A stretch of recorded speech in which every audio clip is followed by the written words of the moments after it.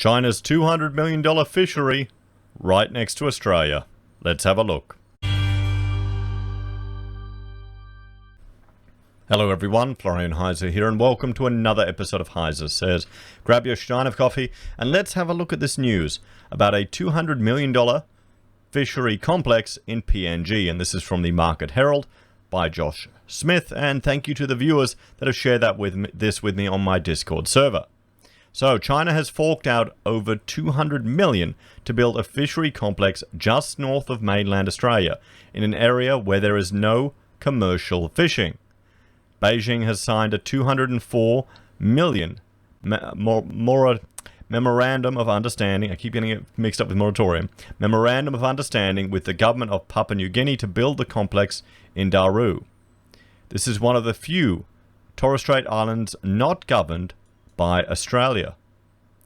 However, concerns are being raised by former PNG government advisor Geoffrey Wall and North Queensland MP Warren Entst that the fishery is just a front for a naval operation. According to Geoffrey, the Duru spot is as strategically close to Australia as China can get, a particularly worrying fact given the souring relations between Beijing and Canberra this year. He said Australia will need to act quickly if it wants to find a way to stop China from building the major complex just across the sea. So, and we'll have a look here. China has forked out $200 million to buy a fishery complex, or to build a fishery complex just north of mainland Australia in an area where there's no commercial fishing. Beijing struck a $204 million memorandum of understanding with the government of PNG to build the complex in Duru, which is one of the few Torres Strait Islands not governed by PNG instead of Australia. So let's, you know what, we'll bring up Google Earth and we'll have a look at that in a moment. This means Australia has no say in the major facility going up right across the sea. However, former PNG government advisor Geoffrey Wall has raised questions about why China has chosen Duru for the major project. I'm assured by people with a reasonable knowledge of PNG's fishery that there are no commercial fishing grounds close to Duru, so why plan to spend $200 million on a fish processing plant in an area not known to have commercial fishery resources? Geoffrey asked on the Australian Strategic Policy Institute website. He wrote for the Defence Policy think tank that Duru is strategically as close to Australia as you can get. As such, given the recent rising tensions between Beijing and Canberra, there is some cause for concern. So let's jump over here, and if we zoom in right here, so here we go, and can I turn borders on? Yep, borders here. So we have Duru right here, guys. Right here. What do we have here? Papua New Guinea. Which one's this island? Papua New Guinea. What do we have here? Come on. That one. He doesn't get a name, does he? This one. York Island. Airport. These are Australians. Yep, Australia. I mean, I'm just looking at all this. I'm just, because it's bloody hot right now in Queensland. I'd hate to be up there. So there we have it, guys. And this island here. Is this Australian island? Or it'd have to be PNG, wouldn't it? Australia. Australia. Oh, it's so close to Papua New Guinea. And I'm sure we have Centrelink offices right up here too. What do we have? There you go. Oh, there you go. I mean, here's the thing with Papua New Guinea. You know, I wonder how their country would have turned out if it remained a territory of Australia. I just wonder how it would. So there you go. I mean, that's reasonably close to Australia. We can see here. Are there any Google Earth images here? We can see. Nope. Let's see what photos we have. Come on. Okay, let's have a look. Okay, so there's the airport, guys.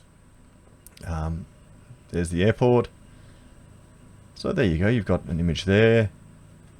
Got, you know, some activity there, not much. So helicopter. What do we have here?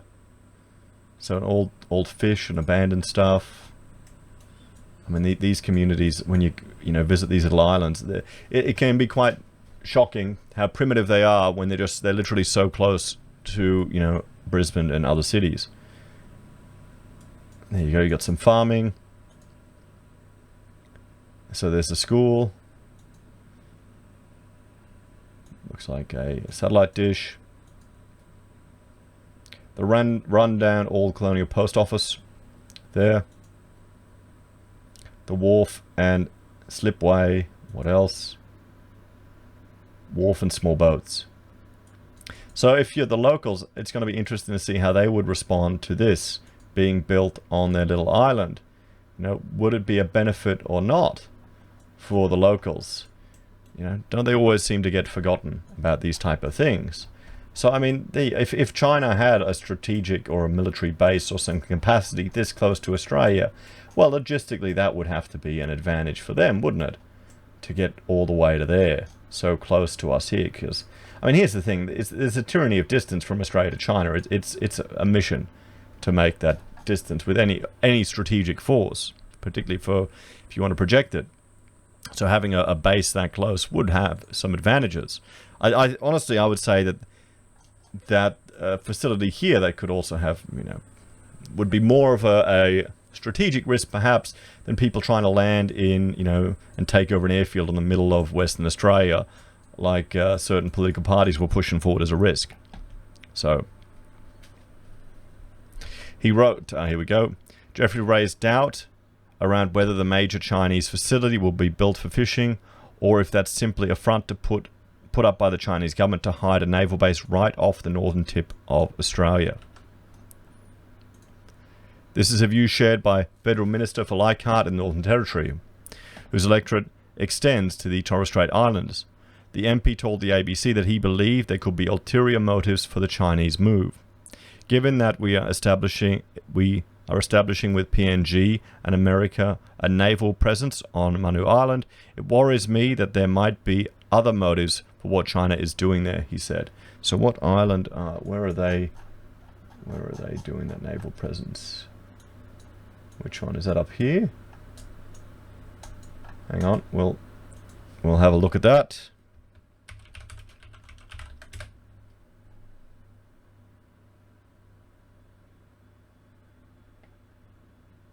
Okay, Manus Island. That up there. Why did I say Manu? Oh, well, yeah, okay. The Bismarck Sea. I should know that. My German colonial history is, well, very out of date, because it really wasn't that... Didn't last that long, did it? Nevertheless, Jeffrey said on the ASPI website that if Australia wants to intervene in any way, it needed to act quickly. Whatever Australia opts to do, its response will have to be substantial, people-focused and readily achievable, he wrote. One has to hope that the important strategic location of China's planned investment generates sufficient attention in Canberra to prompt delivery of an appropriate counter-proposal, and quickly. And, well, let's have a look at how... Well, let's do a quick comparison just between the military capacity of Australia and China from, well, the CIA World Facts book, which is what I have easy access to at the moment. But, you know, we'll have a, you know, good enough for now, for the best we can get. If you know of any other sources, let me know in the comments. So in 2019, our military expenditure was 1.9% of GDP. We've got the Army, including the Special Operations Command, the Royal Australian Navy, the Royal Air Force, and the Joint Operations Command. The Australian Defence Force has approximately 60,000 active troops, 30,800 in the Army, 14,700 in the Navy, 14,300 in the Air Force. And our military equipment inventories and acquisitions. The Australian military's inventory includes a mix of domestically produced and imported Western, mostly US origin, particularly aircraft. Weapons systems. Since 2015, the US is the largest supplier of arms, followed by Spain. The Australian defence industry produces a variety of land and sea weapons platforms. The defence industry also participates in joint development and production ventures with other Western countries, including the US and Canada. And our military deployments, 200 in Afghanistan and 750 in the Middle East. And our military service agent obligations, 17 years of age for voluntary military service with parental consent, no conscription, women allowed to serve in most combat roles. And what they don't say here is women can get in with less time required. So there is some discrimination, favourable discrimination with women in military services. You talk to some of the guys in the army and they find it a little annoying. So I wonder if that's a morale issue that we might have. So let's compare that to China. The People's Liberation Army. They've got the ground forces, the Navy, the Air Force, the Rocket Force, the Strategic Support Force, the People's Armed Police, and the PLA Reserve Force.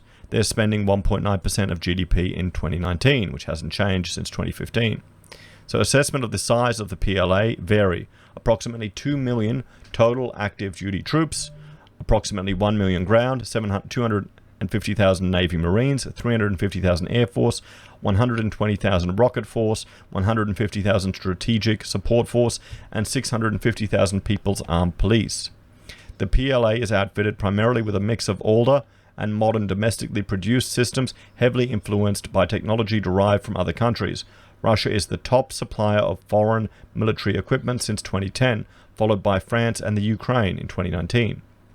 So military deployments, they've got 425 in Mali, 220 in the Democratic Republic of Congo, 360 in Sudan, 410 in Lebanon, 1,050 in South Sudan, and 250 in Djibouti. Military service, 18 to 22 years of age for selective compulsory military service, with a 2-year service obligation. No minimum age for voluntary service.